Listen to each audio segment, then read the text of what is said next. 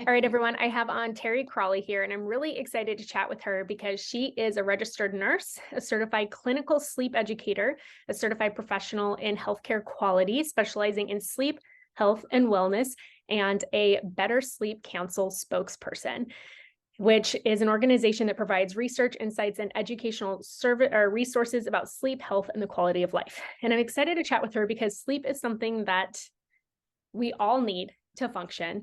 I think that we know by now, like, if you want your body to heal, to reset, all these different important functions, you need good quality rest. However, so many of us listening are in a season of life where we're getting interrupted by kids. We're getting interrupted by like whatever it may be. Like just even last night, I think I was up 3 times between my toddler and between both my toddlers. Yeah. And it's so easy also at the end of the day, like you've been parenting all day. You want to unwind. You want to scroll mindlessly on your phone. You want to kind of like check out and just relax before bed. And those things aren't serving us when it comes to getting good quality sleep. So I'm really excited to dive into this conversation with you. So thank you so much for coming on the podcast. My pleasure, Elizabeth. I really am a big fan, and I'm just thrilled to be here. Yeah, well, I'd love to chat with you first about how did you, as a registered nurse, get into this field? Yes, it was interesting. I was doing clinical research and recruiting sleep doctors for an insomnia study. And one of the sleep doctors invited me to a sleep clinic for a week. So I got to stay up all night and sleep all day and really see just things that I heard about, but not really seen before or experienced. And it was so fascinating. And I picked up so much that week. I mean, I came away a changed person. They just drilled into my head, and I saw for myself how important sleep is to everything. And I mean, all of a sudden, I really started reevaluating my personal feelings about sleep, kind of disregarded it. I used to, and I think I used to share a very widespread disrespect for sleep. And even as a registered nurse with the education, I don't think in its entirety I looked at it as a biological necessity that really impacted our physical health and our mental health to the degree that it does. So I came away after a week a changed person, and that was the beginning of all of it. And that was about 28 years ago. Wow. So it's Yeah. been a long time. Yeah. Yeah. Well, I can say from like this side of the spectrum, like anybody listening, like they know that I love research. I'm definitely like, I'm into like health. I'm into like trying to figure out how I can support myself the best, especially in this season of life I'm in. And my husband and I have been preparing our bodies to try to conceive again. And I know how important sleep is for that as well. Oh yeah. But it's also Mhm. extremely frustrating when I know how important sleep is. And like some of even the accounts that I follow, they're like, make sure you're getting good rest. I don't want to be like, screw you. Like I want to, but my kids wake me up, Right. So it's Sure. like last night, something happened for the first time that's never happened before. Like my 2.5-year-old, I heard her calling for me, and I'm like, I get up and I go to her room, and she's not in there. She went all the way downstairs and Mhm. she's in the kitchen, like, Mom, Mama. And I'm like, she's never gone down the stairs before in her sleep. She's never like done anything like that, but she was like calling for us. And I'm like, oh my Mhm. gosh, like, my husband ran and grabbed her and brought Wow. her back up. And so it's like, Mhm. trust me, I want to be getting this sleep. It's just this season of life that I'm in. Sure. I'm prioritizing it as Yes. best as I can. And one thing that Yes. I'm learning is going to bed at a regular early time has actually really Mhm. impacted me a lot. Mhm. Like I am in bed before 10 p.m. every single night. Mhm. And that has like Good, made a good. huge change for me already. Sure. Because I know Sure. like once your kids are down, you're like, I want to unwind. Maybe I want to get Yeah. this project done or do that. And that might be the only Right. time that you have to do certain things. But like prioritizing rest and sleep is so vitally important. It is, and I think we lose sight of that. I think it's easy to lose sight of, but I think we really have to, just as you said, I mean, of all the times in life, this is the time to make it a priority. And I think that I think there's a very common misconception, and I hear young mothers talk about this where, it's always a lot of laughter involved, a lot of cynicism, but they'll say, I learned how to power through it. I've learned how to get by with less sleep. And it's just not true. You can't do that. Or they'll say, I'm a short sleeper, Terry. I don't need much sleep. Yes, you do. Statistically, less than 1% of our population are true short sleepers. It's a genetic variant, runs in families. They stand out. They're really, type A go-getters. And, there are a few there, but they're very few and far between. But people who actually don't get used to it, they don't adapt to getting less sleep than needed. And this is a problem. And it kind of goes back to, I think about when I was a kid, I'm older, my child's grown, but when I was younger, especially in teenage years, I remember my father going, come on, get out of bed. Mhm. You're sleeping late. There was this implication and insinuation of being lazy or, not motivated.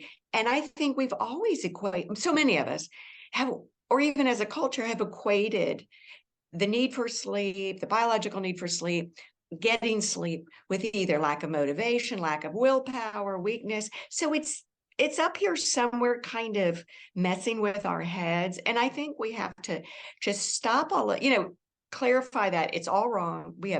It's exciting new research, but we know that we need, and most adults need 7 to 9 hours every night, but we have to have that to function, to perform well, to be healthy. And when I say healthy, I mean physical and mental health. We can't throw that away. We can't dismiss it. We can't ignore it. It'll come. I don't see anyone getting by unscathed by not, when they don't get enough sleep. No, they can lose sight of it. They can Right. lose their point of reference. But even, in a clinic setting, we had a fairly young mother. She had a couple of kids, but she came in and she was very overweight, another sign of not getting enough sleep. And we tested her in the clinic. She had severe sleep apnea, and we treated her. She got CPAP, but it was interesting. She came back for her follow-up visit. And you know what her husband said? As soon as they sat down, he said, thank you for giving me my wife back and our children's mother back. So she got, he was describing how irritable, impatient she was, not productive. And that productivity thing is another thing. And think of how much work mothers do during the day and night. And, the task list is endless. We're needed all the time and doing various things. But again, the misnomer that people can, or misconception that people can trade sleep hours for waking hours to get more done. They'll say, I need to sleep less because I need to do X, Y, and Z. And I've got all this stuff I need to accomplish during the day. But again, the truth is you get more done when you're well rested. You do it more efficiently, you do it more accurately, you're more organized. Your prefrontal cortex, we can plan better, think through things better, problem solve better. We have better judgment. We have less risk taking when we're well rested. So not getting enough sleep, not prioritizing it is so much more than you're going to feel sleepy the next day. Mhm. Of life matter. And that quality of life impacts not only you, but your partner, your children, your friends, your extended family. It impacts everyone. It's that Mhm. important and that pervasive in our lives. And and it's been an uphill battle for almost 3 decades of my career, really convincing, I can convince, but I really do need to encourage and motivate people to stop and say, maybe she has a point here, and maybe I'll get more sleep and see how much better I feel. And when you were talking about a friend of yours, looking at the electronics, again, poor choices, and it's disappointed missing out on so many benefits. And it's a risk benefit sort of weigh in, but the benefits are so impactful and so numerous, and they can actually be life-changing, that it's such a shame to see people not get it or refuse to get it. And Mhm. again, I think I'm fighting a lot of cultural biases. I think people, you know, fight back. I've had people in my seminars. I had a woman in the front row of a seminar I'll never forget. She said, unreal for me to 8 hours out of my 20, it's unrealistic. I have too much to do. Yeah. And, let's talk about that. Let's talk about too much to do. Could you be more organized when you get that 8 hours? What can you delegate? What is the quality of your life? Back to that husband who said, I have my wife back. I mean, how do you, let's, look at that. You're a better person, a better everything. And so, yeah, it's a tough thing, but to me, I keep thinking, this is such an easy thing to do. It's an easy thing to do. I don't want to make it sound harder. Wonderful sleep hygiene tips out there that'll make it pretty darn, maybe easier. But in reality, and truth be known, our bodies know what to do. They know when to do. We drink water when we're thirsty, and usually before we get to that point. But I think we just have to really look at sleep, not as a luxury. It's a biological necessity that is so impactful. Let's rethink it. Let's flip this script. I mean, even if there's no buy-in, how about 30 days of making it a priority and literally scheduling it? Like you said, you've got a committed, firm bedtime now that's earlier. That's a wonderful thing. And those kinds of things, great role model for your children to see that, and for your children to see you respect the need for sleep.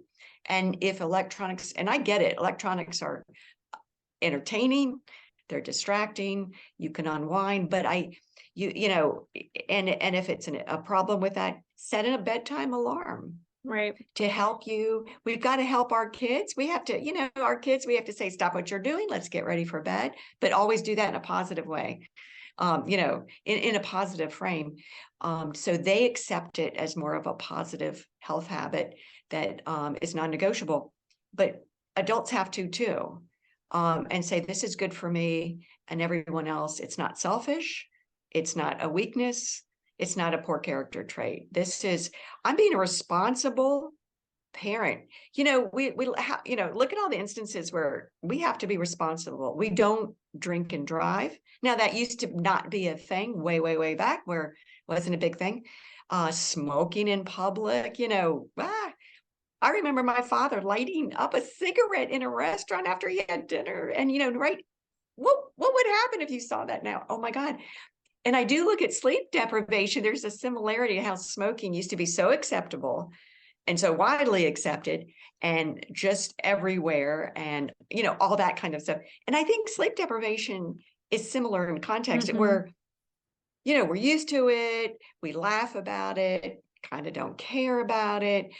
Radio talk show I was listening to up in DC, it was like people calling and laughing, saying, I ran the delivery truck into the side of the building, and everyone just breaks out in laughter. And you're like, oh my God, that is just like frightening, and that's horrible.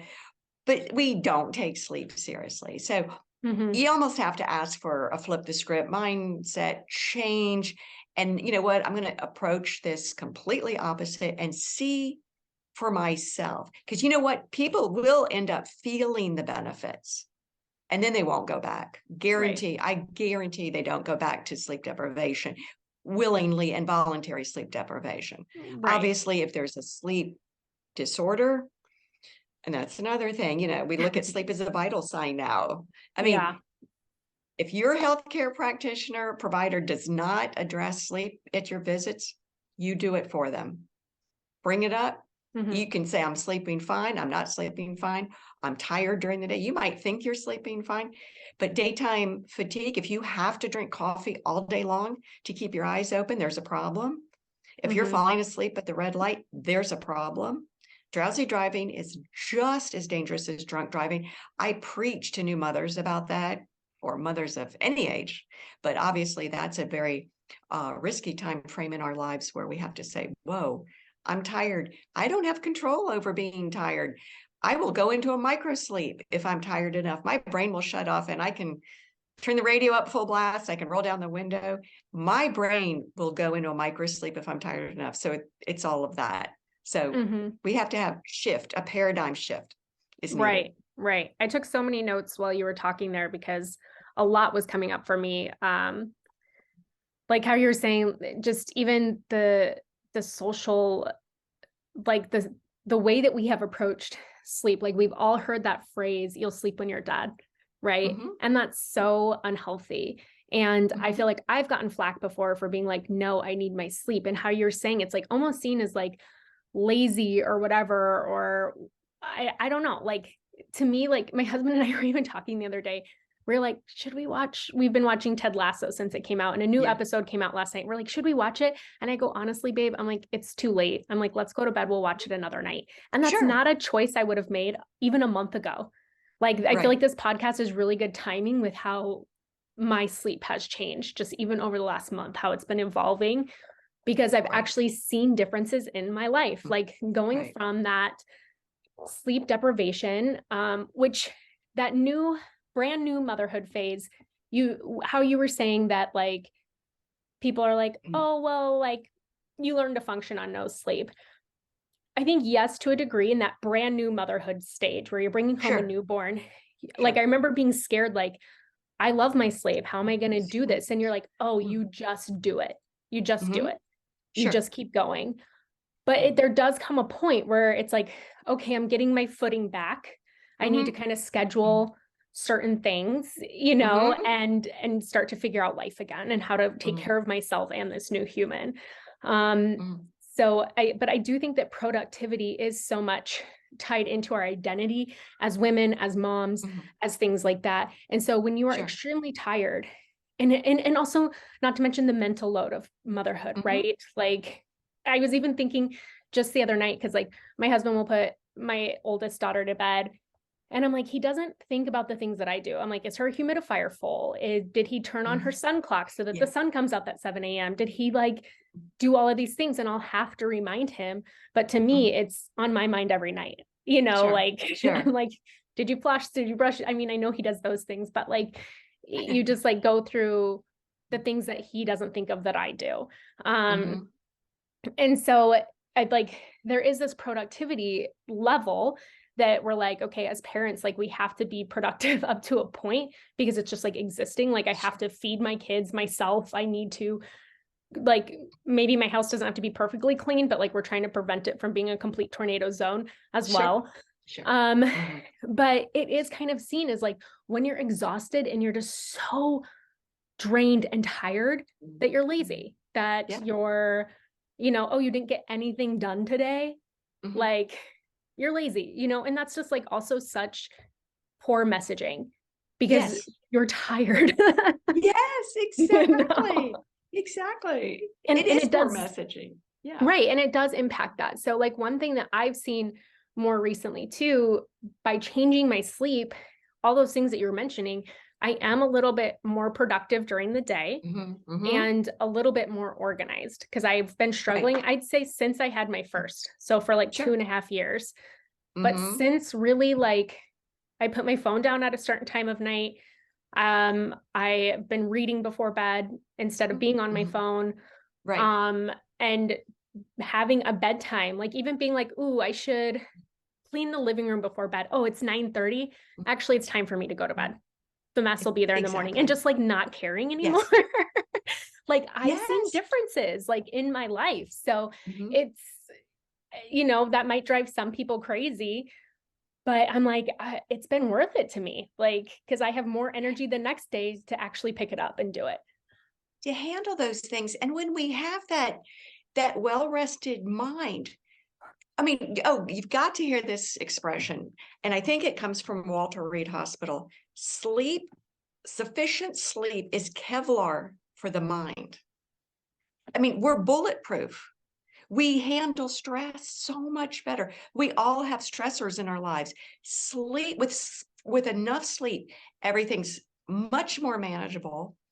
doable. I mean, so I think, and I love how you describe that, but we really have to be unapologetic, completely unapologetic, not guilty in the least for saying, you know what? I didn't sleep well last night. I'm going to go to bed early tonight. I'm going to get more sleep. I'm going to do this. I'm going to take a nap during the day.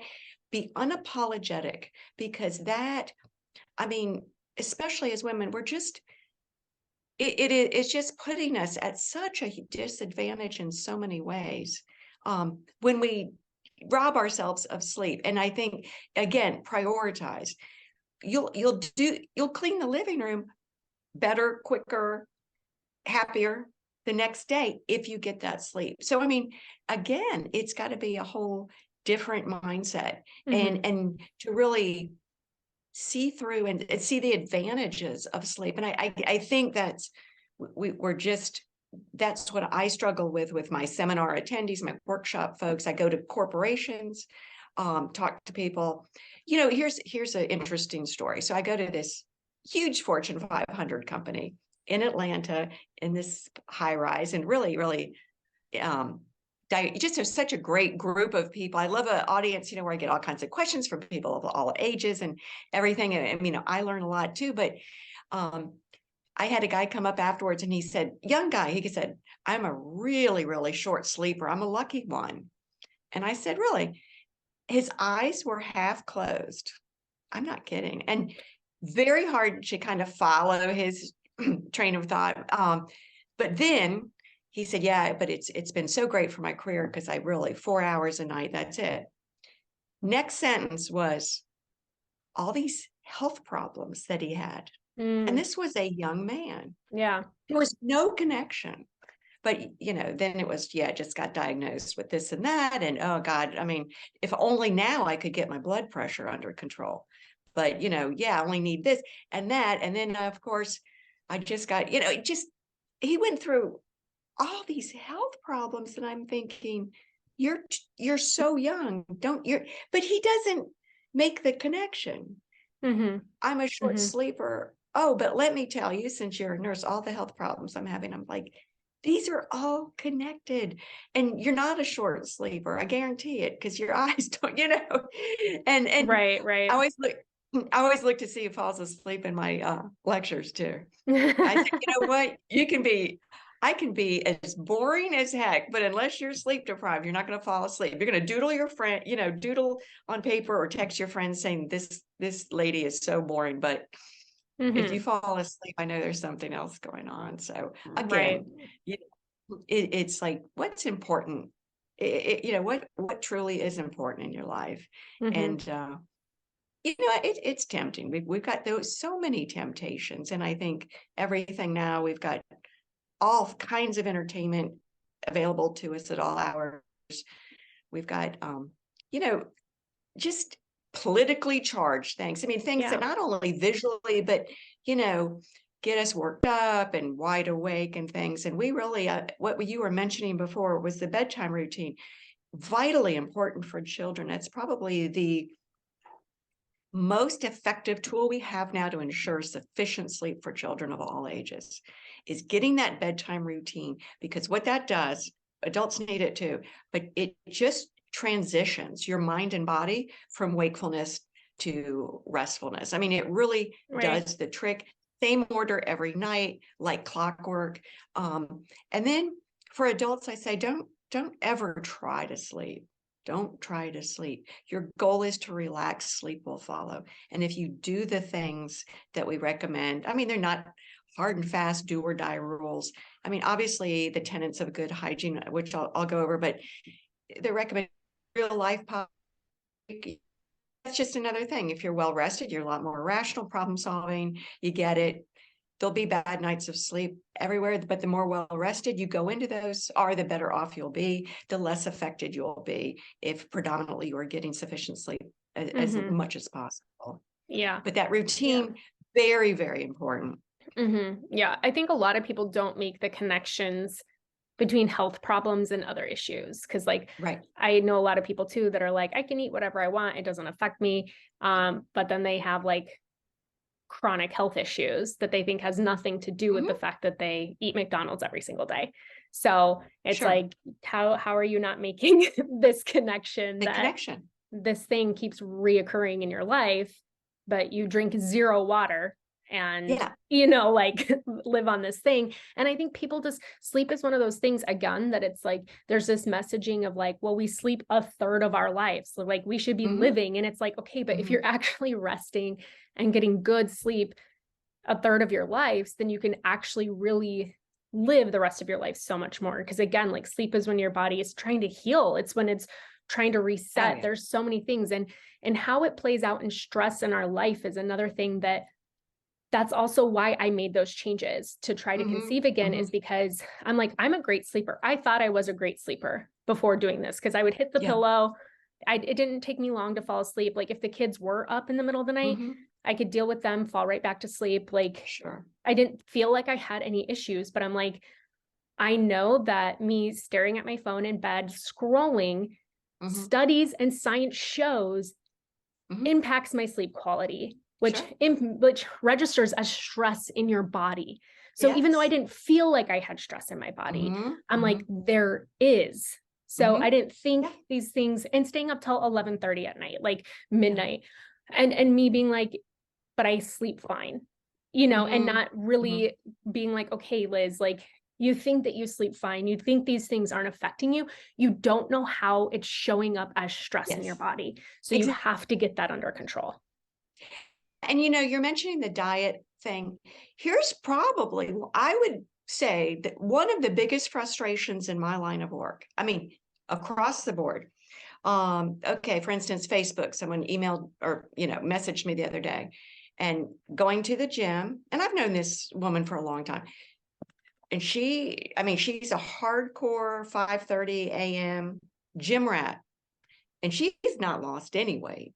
Um, and she sent me a message about her frustration, not losing it. So all I did was write back. My message back was, "How much sleep do you get every night?"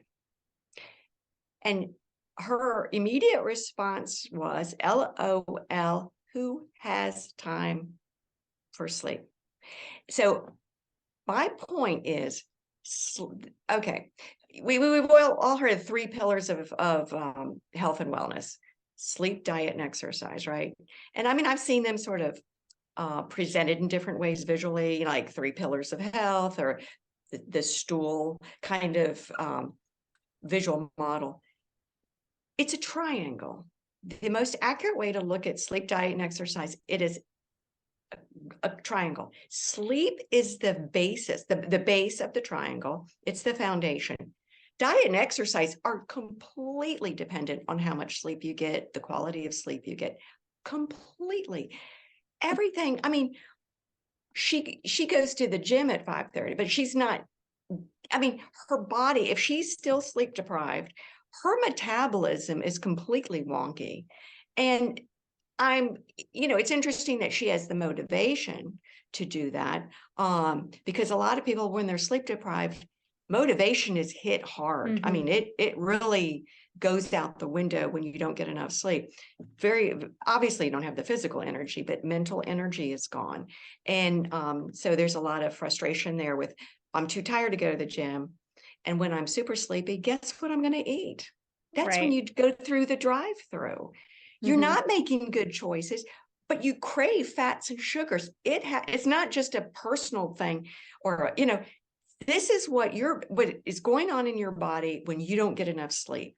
Your metabolism is completely messed up, and you will crave. I mean, I've seen that happen. I mean, I experience, if I do have a morning flight, and I try to avoid the super early morning flights.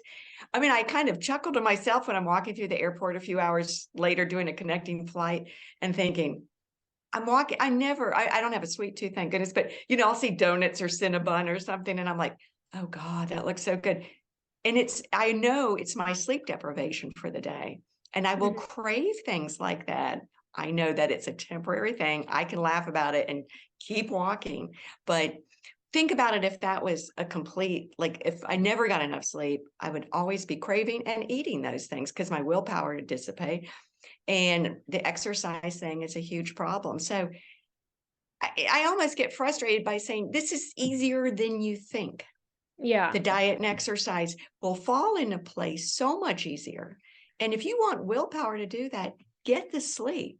That will provide the willpower. So yeah, I mean, I don't want to oversimplify. Well, I mean, but it is simple. I mean, it does sound oversimplified, but it is super simple. But still, people, I think, I'm wondering if they're more, suspicious or, like skeptical, like it can't be that easy.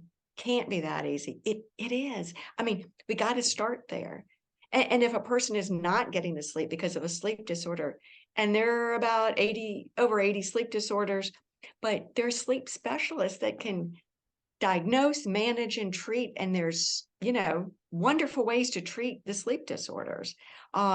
So I think, you know, we should all take inventory of how we're functioning during the day, because that's where it all kind of plays out. Are you tired? Are you cranky? Do you hate your job? Job retention, job satisfaction rates are improved with better sleep. I work with lots of companies for employee retention. Sleep deprivation contributes to bullying in the workplace and at home. Sleep deprivation affects fertility and libido. Sleep deprivation impacts so many things. Christopher Barnes does research on sleep deprivation and ethics. People become less ethical when they're sleep deprived. Think about that. Isn't that just, I mean, I think it's just mind blowing. And then, you're going to increase your chances of dementia when you're not getting enough sleep. That stuff, watching my mother go through Alzheimer's, and she passed away at 93 after a very, very terrible course of Alzheimer's. But I don't remember her sleeping when I was a kid. I mean, it was just, she was up all the time, crabby most of the time. And, it's interesting how much you wonder how that really plays into someone's personality traits. And we get back to mental health issues. We're more susceptible to substance abuse when we're sleep deprived. Well, I'd love to we'll talk reach about for a nightcap, which right. don't do. So I was going to say, like, let's talk about some of those tips before bed. Like, we've kind of brought up screens, and as I was saying before the podcast, like, I know someone that struggles with sleep a lot, but they're constantly on screens, so it's really frustrating. So we know research and science shows screens impact sleep. Blue light impacts sleep. So even if you have blue light glasses, you still need to power down your device. Yes. Like at a certain time. It's not like, oh, well, I have my blue light glasses on, I can watch TV all night long in bed. Sure. And it's not going to impact me, right? Like, I think people think that now, like since that came out. Having a drink, like having a nightcap, having a glass of, like, I just sleep so much better if I have a glass of wine before bed, things like that. That actually does not help sleep, right? Not at all. You'll probably could fall asleep quicker, but it's going to metabolize a few hours later before you should be waking up. It will metabolize and completely wreak havoc on your sleep cycle. So it's a bad idea. If you have a glass of wine, have it at dinner time, not at bedtime. I mean, and it makes a huge difference. And you'll see that was something when I first, was researching the whole alcohol thing and doing some workshops on it, makes a huge difference. And when you talk about the blue light, when you stop that blue light, even if I have to check an email or something comes up, I always put the glasses on, make it real quick. Real life happens. But oh gosh, it almost hurt. It really bothers my eyes to look at it at night. I'm just used to, but find something you really love to do. I always say, you want that me time, incorporate a little segment of me time. Never swap it for sleep time. I mean, make sure you're getting enough sleep, but even if it's thumbing through a fashion magazine or doing a, word puzzle, something in low light that is not screen, if that helps relax you and kind of is a distraction, do that. Another helpful thing to do, if your mind starts racing when your head hits the pillow, at the end of the work day, whatever kind of work it is, even if you're not a traditional, you have a shift working job, whatever, wherever the end of your work day is, write down on paper, like a to-do to worry about list, anything, just put it on paper. And it's actually, it will be real helpful in sort of clearing your mind. And there's been a little research on it, just makes things look more manageable. And then it's sort of not that vague swirling of, did I do that? Should I do that? What about this? I'm worried about this. Right. Get it on paper. Mm-hmm. And really think about your sleep environment. I think before I really fell into sleep medicine, I was, making sure my kitchen had everything and the latest and greatest gadgets, and, kitchen was sort of it. But now I realize how important the bedroom is to our health. And I really do think the mattress is the most important healthcare product in the home because of all the benefits sleep confers. So I think, during the day, not when you're tired, ready to go to bed, but kind of look through the room and how dark does it get? Um, Getting blackout blinds was such a huge, huge change in my sleep. The difference after the first night after they were installed was huge. I cannot tell you. I felt so much more rested when I woke up. I make the bedroom as dark as possible for sleep. And the mattress, everybody rolls their eyes and says, I don't like to go mattress shopping. Well, they're obviously the mattress industry to me is fascinating. There's so many new developments in the materials, their cooling materials. There's something for everyone now. And there will be a mattress that you lie down on and go, oh my God, aha, it feels, just that aha moment. Does it feel relaxing? 8 hours, make the best of that 8 hours, get something comfortable. There are mattresses now, where the head will raise up. Some people with sleep apnea or snoring like to have the head of the bed elevated, but just don't overlook what might just seem non-consequential or non-obvious. Those things really matter. How old is the pillow? Is your bedding as comfortable as possible? What are you sleeping in? All those things kind of go through a checklist to make sure you're super comfortable. The room is conducive to sleep. Try not to have TVs in the bedroom. And I've talked to people, what's really cool are just getting some wonderful podcasts like yours, and not watching anything, but listening to things at night in the dark. If you want to, to me, it's the equivalent of a bedtime story for kids. Some adults are finding that it's distracting and relaxing. I had a woman tell me that what's the guy's name on Dateline that does the I Keith don't know his Morrison? name, but yeah. He's got the most incredible voice. She goes, Terry, you've got to listen to Keith Morrison. I was like, oh my God, I think he could put it, it's this lovely, fall right asleep. I've had people tell me a boring audiobook, usually a biography of a boring famous person, can put them right to sleep. So there are a lot of things you can do without watching a screen. If you do want to do that. I'm a reader, and now it just puts me out quicker than I'd like, but I try not to get in too engaging fiction. I keep it to nonfiction, non-engaging, or just thumb through a magazine. And that's sort of a nice little me time moment without robbing me of my much needed sleep. Yeah. So, but don't stay up. Yeah. Right. Well, and you can also use that time because one thing I hear from a lot of people in my season of life is not having time to connect with their partners. Right. So, and I've mentioned this on here before, a long time ago, 18 months ago, my husband and I did a challenge where we put our phones down. We did no screens after 7 p.m. And so for an entire month, and it was amazing because we were like I was telling myself, there's no way I can go to bed early. I don't have time to read the books I want. I don't have time to do stretches before bed. Then all of a sudden that month, I'm like, oh, I can read. I can stretch before bed. My husband and I would play a card game and catch up on the day and hang out. And it was really, really cool. And it's something that we've been striving for more again lately, is just kind of leaving our phones upstairs after we put the kids down. He might throw on sports on the TV, or we might watch a show, but overall, we're trying to avoid that screen in our face before bed. And we realize it gives us more time to connect with each other. Because absolutely in that season of life, it's you make time to be like, hey, how was your day? And to like have sex. And then it's like, Right. where's like the real, like, let's connect again. Let's, spend time together, or work on our goals, or whatever it is. So Yeah. it's, that can be time taken for yourself, and also to invest in your relationship as well.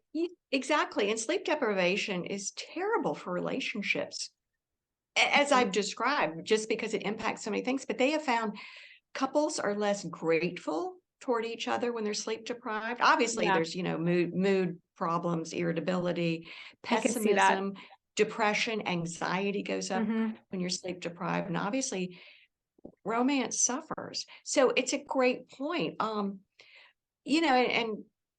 I think my TV went out about 10 months ago, and I sometimes I just keep it on for some noise and things, but not a late night watcher. But it hasn't. You don't miss it. I mean, it's amazing.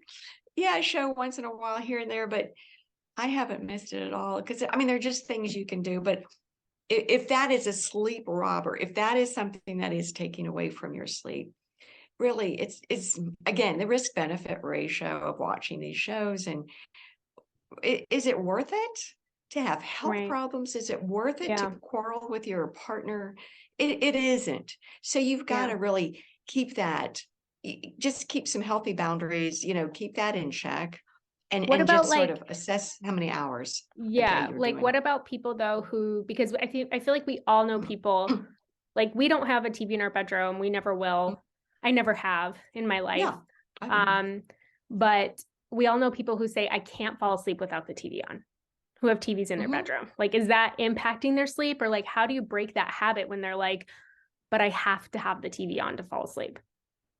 Okay. And Michael Bruce, he's in the field. He does a lot of great work in sleep. Love him to death. He's a great guy. Michael Bruce always tells, and I mean, he is just one of the gurus that's out there. He's on lots of shows all the time, and just fabulous content he puts out on his website. His wife cannot fall asleep without the TV on. I mean, it's, the irony of Hmm. it's like, okay. But he said that's what she needs. It's on a timer, and she falls asleep. It's on a timer. It's almost like, don't make that, don't die on that hill. We got pick your battles. But if for some reason you've gotten to the point where that's just the only way, get it on a timer. It'll go off. If you keep it going all night, yes, it'll be a terrible interference with your sleep. The noise, the changing lights, you'll pick up on all that, even though you're in some stage of sleep. So as long as it's on a timer, and usually I find that people get, if they put a podcast on a timer or something that they're listening to, any kind of audio thing, or the TV, they require less and less, and they can shorten that timer time because it doesn't take much. It becomes sort of a automatic thing where they see it, feel it, hear it, and fall right asleep. It just goes Hmm. like that. So, you know, um, life happens. We got to work now. If you can't fall asleep every night, and if you don't have an Ambien, that's a habit. That's sort of Yeah. where, and I don't, it's troubling that people say, well, I've been taking this and that for, 15 years, and to fall asleep, and I have to have it. And I'm thinking, but then I find out they've never been to a sleep doctor. Right. It's a primary care doctor prescribed, no, if you, that short term, that's a short term sort Right. of standard there. You want to make sure healthy, good sleep. On your body kind of knows what it's doing, as long as you don't have a sleep disorder. But try to Right. do things the natural way, and use nice behavior cues, and let nature kind of do the rest. Because there's so many Um, things that can interfere that are easy to fix. right, right. There's a couple of things I'd like to chat about before we wrap up. One is going to be shift workers, because there are Mhm. people whose schedules kind of continually change. Mhm. Like I know someone right now who's new in the nursing field, so her schedule's changing. Sometimes it's night shift, sometimes it's day shift. I know that can be really hard on your body, Mhm. but that's Mhm. just like the reality of some careers and Yes, jobs. it is. And even like me as a Mhm. doula, when I take on clients, there's times Mhm. where I am up all night. Yeah, And yeah. so mine's just like not as consistent maybe as like a registered nurse. Mhm. So and then also kids. So kind of how to get the best like sleep habits in them, and maybe even like what to look for if your kid potentially does have a sleep disorder, like how maybe some Yeah. cues early on so that you can get them the help that they need. Because I know that that even impacts, like I'm big on like oral development, right? So if there's Yes. certain things restrict, like both my girls had tongue and lip ties Mhm. that we Mhm. needed to get Mhm. revised. We did therapy with them. I still think my youngest might need some work. I'm actually going to see a speech pathologist soon to see, because I Okay. don't think she's using her tongue correctly, which I know Uh-huh. affects the development of your mouth, which can Sure. impact Sure. sleep. Yeah. So like there's so much Mm. that can go into it. But like at what point is it like, okay, this is regular sleep for kids. We know that Mhm. kids Mhm. Mm. wake. um, Mhm. Sure. or is Sure. there a Mm. potential like problem where we need that there could be like a sleep problem that if we get early intervention that can help out later on. So let's talk about shift workers first and then we'll dive into the kids. What are some tips for shift workers who are like, I know Yeah. it's so hard. Like It is even hard. me, like I used to live in Las Vegas. I worked in the nightclub scene for Mhm. years. Oh, So wow. 3 to 4 nights of the week, I'd be Yeah. going into work at 9 or 10 p.m., getting off at like Mhm. 5 a.m. But then during Mhm. the week, I didn't want to go to bed that late. So I was going to bed. Sure. I wasn't staying up till 5 in the morning on my nights off. I was going to Mhm. bed earlier, but then my sleep was so wonky. And honestly, I feel like once I got out of that, it took me over probably a year and a half to like Mhm. get back to like, oh, I'm actually getting tired at an earlier Yes. time. I can wake Yeah. up a little bit earlier. So I know that it can be really hard on your body, but maybe like what are some tips for people who are in those careers of trying to make them Yeah. trying to optimize the sleep the best that they can?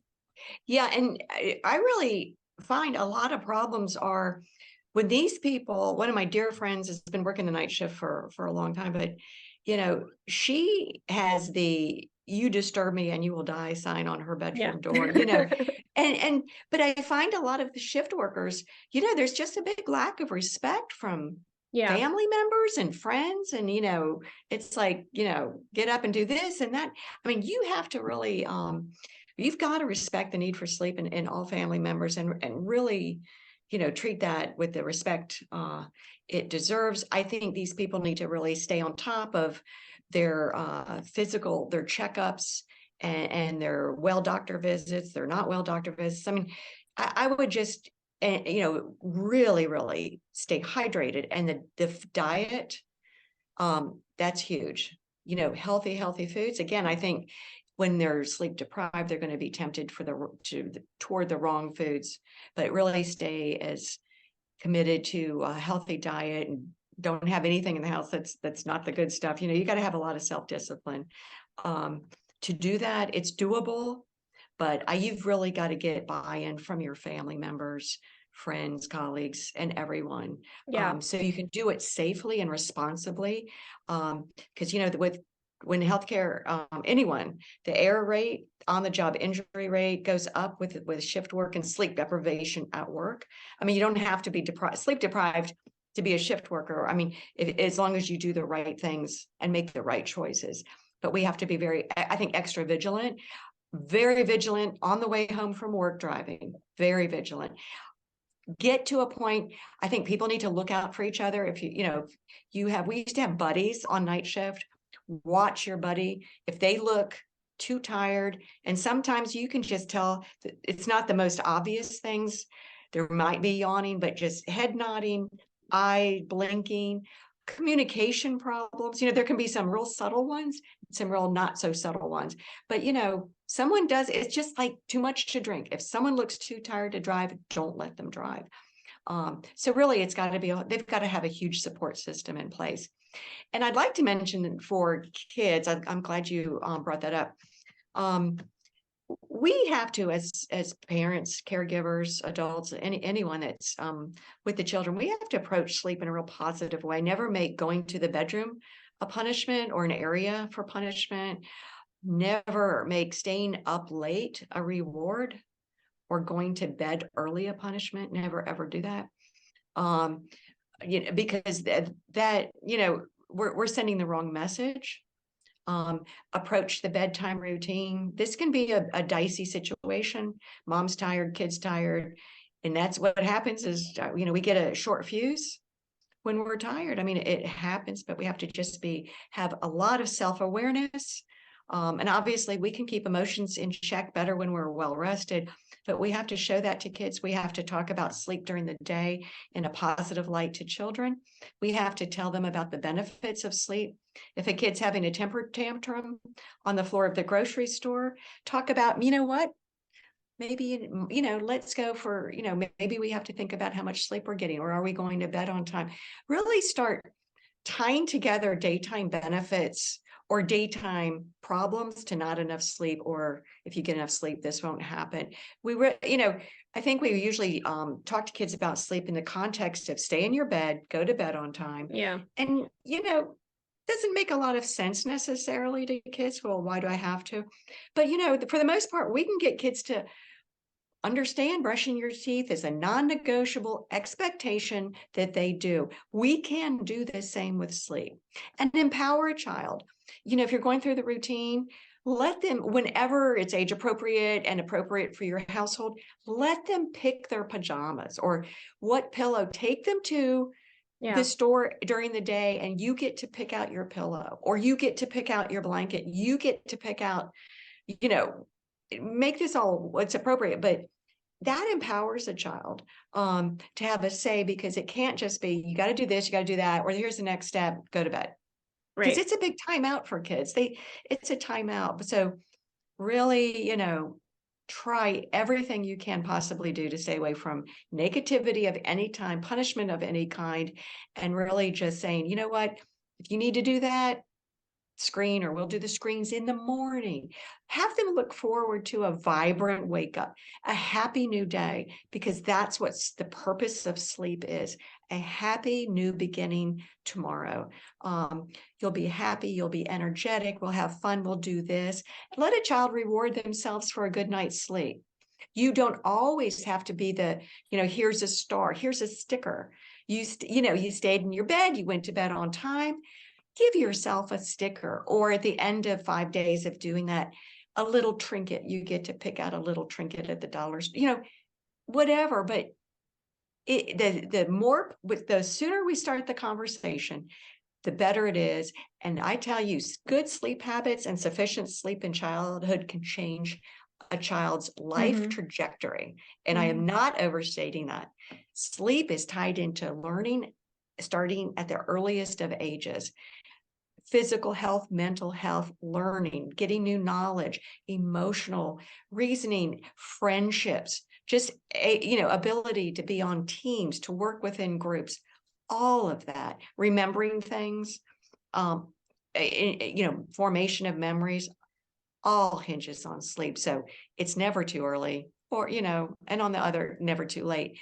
Get that good sleep message into their heads. Yeah.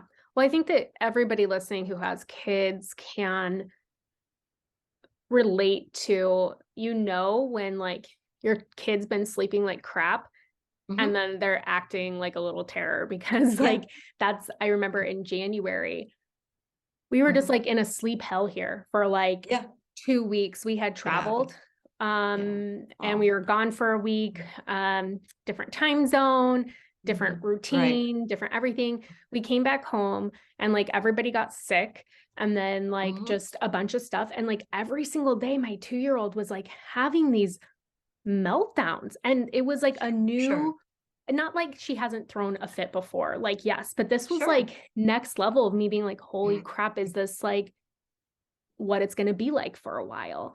But her sleep was disrupted. Like she would wake up and be up for like an hour or two in the middle of the night. She was fighting bedtime, going to bed so late.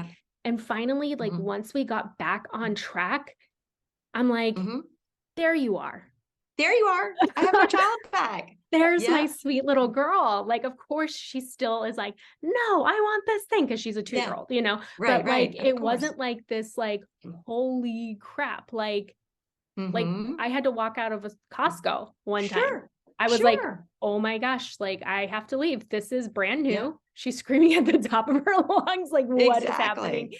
Um, and it was, I'm like, well, she has to feel awful. She's not sleeping great. Sure. Her Sure. stomach's been bothering her. Like, so like you can tell when those things like play out, and even us too. I mean, like when we sleep like crap, it's like I feel like crap, So Exactly. And yeah. even the time Hmm. change can do that Hmm. to kids. They get off their schedule. Yeah. And again, the schedule is all important, um, just to reemphasize, just, bedtime, wake up time to allow for sufficient sleep. There's some cool things online. You can get bedtime calculators, put the age of the child in, how much, then you can see some of the websites, like the American Academy of Sleep Medicine has an education component, the National Sleep Foundation. So you can get the recommended sleep times for children based on age.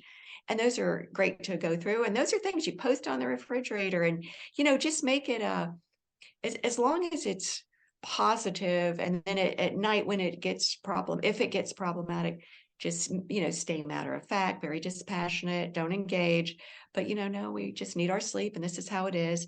And, then I think they start understanding and internalizing this is a personal, a family, a classroom, and workplace value to get sufficient sleep.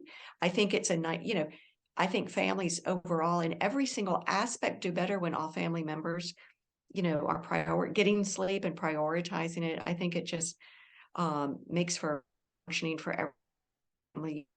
So, I mean, it's such a worthy, um, objective and goal and sort of Yeah.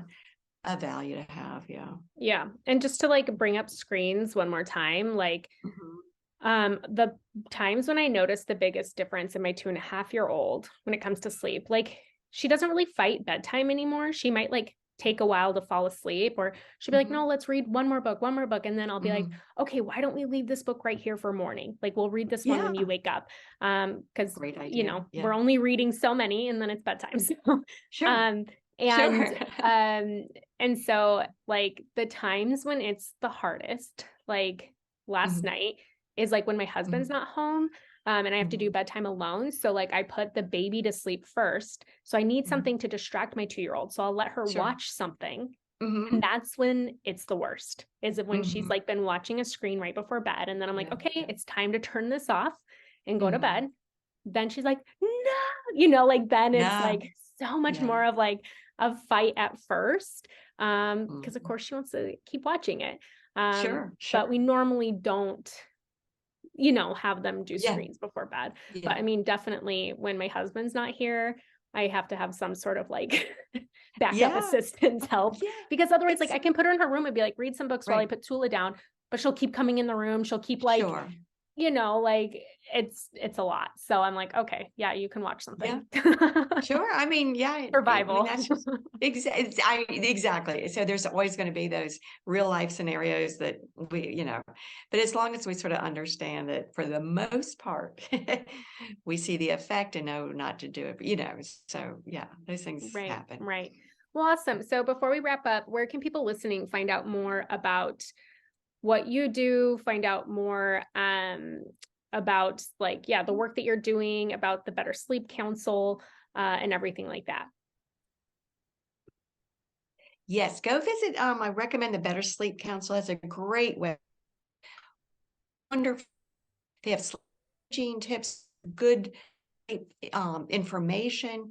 They have a lot of great things on the sleep environment, how to maximize that, and it's a real good source of good information for all family members. And so I encourage them to go visit that and learn more about sleep. The more you know, the more you'll get it. The more you Yeah, get it, the more you'll get it, right? right, right. And it kind of cut out there when you were saying that. So it was bettersleep.org. And then there's Yes. also an Instagram page, which I will link in the show notes, that people can follow as well to learn more sleep hygiene tips and everything like that. So I love this conversation. I feel like sleep is so underrated. And again, like It it's one of is. those things, like every time I pull up Instagram and there's like some accounts that I follow and they're like, make sure you're getting good sleep. And I like just want to roll my eyes because I'm like, I Mhm. know, but also I have a 1 and a 2-year-old. So, Exactly. like I'm Yeah. like, I'm trying. But it's like it Easier is said so than done. important. Right. Yeah. It is very Yeah. important. And again, it's an underrated health topic. Like it affects your overall Yeah. health, it affects your fertility, it affects your Mhm. productivity, it affects your mental health, Mhm. physical health, like every single Mhm. thing, emotional health. So Mhm. do what you can to prioritize, take down some of these tips, go to the Better Sleep website and Mhm. just find out more there. And you mentioned coffee in the beginning, like if you need coffee to get through the day, do you drink coffee in the morning? And if you do, how do you take it?